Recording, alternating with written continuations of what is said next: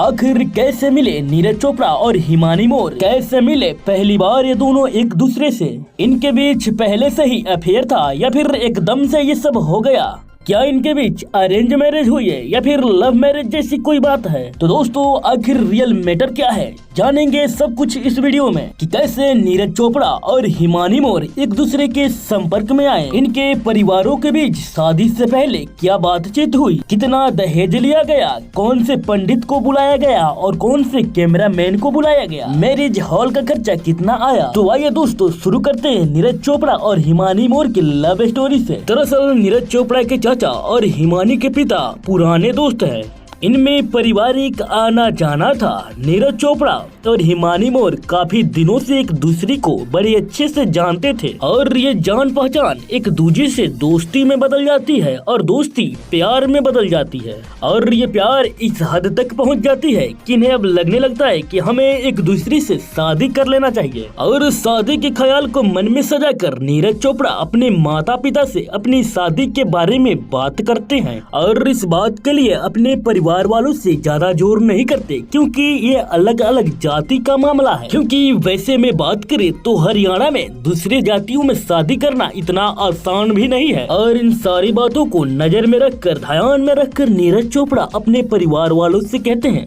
कि देखिए, अगर जो आप सभी की मंजूरी होगी, सहमति होगी, तब ही हम शादी करेंगे, वरना अपने लाइफ में और आगे निकलने के बारे में सोचेंगे। लेकिन आप सभी की मर्जी के खिलाफ हम एक दूसरे से शादी के बंधन में नहीं बनेंगे। फिर इसके बाद इन दोनों के परिवार इनके रिश्ते को लेकर लगभग 2 महीनों तक विचार विमर्श करता है और उसके बाद ये शादी संपन्न हो जाती है। फिर इसके बाद ये बात सामने आती है कि आखिर ये शादी किस तरीके से करी जाए। फिर इस बात पर नीरज चोपड़ा अपना विचार व्यक्त करते हैं और कहते हैं कि देखिए, मैं नहीं चाहता कि मेरे शादी में मीडिया जैसी कोई तामझाम हो, क्योंकि अगर जो इसमें मीडिया अपने तरीके से शादी में दखलंदाजी करेंगे तो फिर तो हम परिवार वाले शादी का आनंद नहीं ले पाएंगे। यहाँ पर इससे ये साफ तौर पे जाहिर होता है कि नीरज चोपड़ा अपने शादी में अपने पर्सनल कामों में प्राइवेसी पसंद करते हैं। तो दोस्तों यहाँ पर नीरज चोपड़ा अपने शादी के अरेंजमेंट कुछ इस तरीके से करने की कोशिश करें कि कोई शोरगुल या परेशानी के साथ न बिताने पड़े, बल्कि बड़ी ही आराम से और बड़ी शांति पूर्वक इनके शादी की फंक्शन है जो निपट जाए और ऐसे में नजदीकी रिश्तेदारों के अलावा और दूसरे पर्सन को भनक भी न चले। और इसके बाद दोस्तों एक इवेंट मैनेजमेंट एजेंसी से संपर्क की जाती है और उनके सामने ये शर्त रखी जाती है कि ये शादी कुछ इस तरीके से करनी है कि मीडिया तो मीडिया, बल्कि आम लोगों को भी इस बारे में कोई खबर न चले। तो फिर इस बात पे एजेंसी वाले इन्हें सलाह देते हैं कि अगर जो आपको इस तरीके से शादी करनी है तो फिर तो आपको विदेश में करनी पड़ेगी इस शादी को, नहीं तो अगर जो आप यहाँ पे शादी करना चाहते हैं तो पर डे का 2 करोड़ रुपए लगेंगे। तो वैसे में यहाँ पे नीरज चोपड़ा की शादी की इवेंट जो कि 3 दिन तक चला,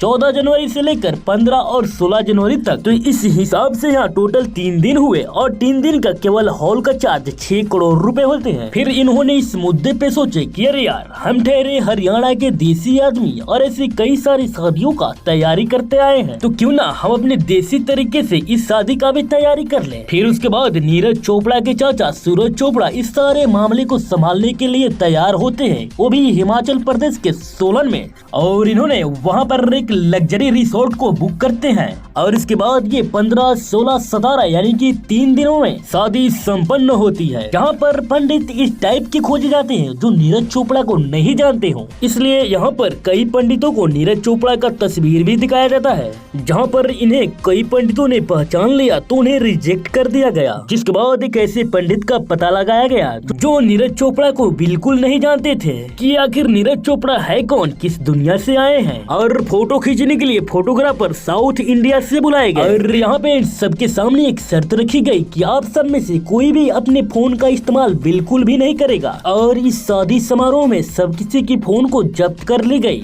इस डर से ताकि कोई इस शादी की वीडियो चुपके से वायरल न कर दे, क्योंकि ये शादी समारोह का फंक्शन टोटल 3 दिन तक था और अगर जो इस बीच किसी को पता चल जाता तो वहाँ पर मीडिया जरूर पहुँच जाती। तो इस तरीके से यहाँ पर इस शादी को अंजाम दिया गया और हर किसी से ये रिक्वेस्ट की गई कि यहाँ पर कोई अपना मोबाइल का इस्तेमाल न करे, वीडियो न बनाए। जहाँ पर लगभग 50 से ज्यादा रिश्तेदार इस शादी में शामिल हुए जो कि नजदीकी रिश्तेदार थे। जहाँ पर दोस्तों आप सभी की जानकारी के लिए बता दें कि नीरज चोपड़ा के परिवार वालों ने मोर परिवार से दहेज के नाम पे एक फूटी कौड़ी भी नहीं ली है। जहाँ पर देखा जाए तो एक तरह से दहेज प्रथा का पैगाम भी दिए हैं। लेकिन दोस्तों फिलहाल नीरज चोपड़ा के परिवार की तरफ से ये बात निकलकर सामने आई है कि दोनों कपल फिलहाल हनीमून के लिए अमेरिका गए हुए हैं और उनके वापस लौटने के बाद रिसेप्शन की तैयारी की जाएगी। तो दोस्तों आप नीरज चोपड़ा के द्वारा की गई इस तरह की शादी से सहमत हैं या फिर नहीं? आप अपना राय नीचे कमेंट बॉक्स में बताना न भूलिएगा।